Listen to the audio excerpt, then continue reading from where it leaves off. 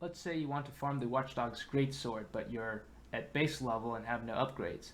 Fortunately, it's still quite possible.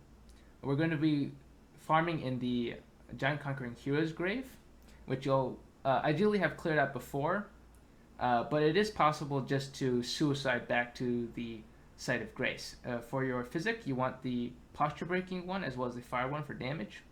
And for your talismans, the important thing, apart from the Ritual Shield Talisman, which helps keep you from getting one shot, is the Assassin Cerulean Dagger. I think this is absolutely necessary for this farm, or at least optimal for this farm, and you'll see why in a minute.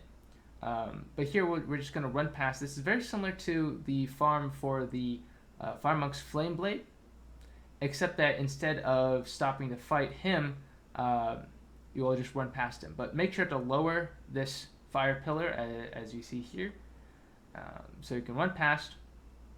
And we're going to get to an elevator, which we'll want to have up each time when we're coming down from the Site of Grace, like so, otherwise we'll get swarmed.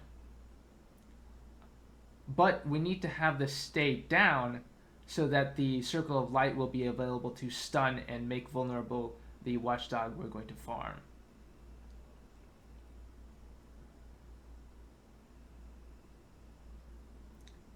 If necessary, we can come back up here by means of a ladder that's beyond the second Watchdog and recess in the wall to reset the ladder if you do a successful run. I don't do it here since I end up getting the item drop I wanted. But as you can see here, as we go to drop down, I eat the crab, I drink my physic, and the one to our right is the first one we want to engage with. It's only vulnerable once it hits the Circle of Light, which if you've beaten the dungeon, you already know how this works. With the Stone Barb tier active, it only takes 2 quick uses of the Ash of War to stun. I don't know if it takes 3 without it, but I wasn't taking any chances. You will have to be rather quick with these though, as if you wait too long, the poise meter will regenerate past what 2 casts can do. And as you see, unlike typical enemies, when we riposte with the Watchdogs with the Cerulean Talisman on, it gives us a double dosage of FP back. That's 15 FP twice, whereas the Ash of War only costs 14, which means we theoretically go positive on FP, or more realistically, we can just keep spamming it as long as we like, so long as we don't miss. This is a fortunate thing since it means we only need to stock 1 or 2 blue flasks for when we make mistakes,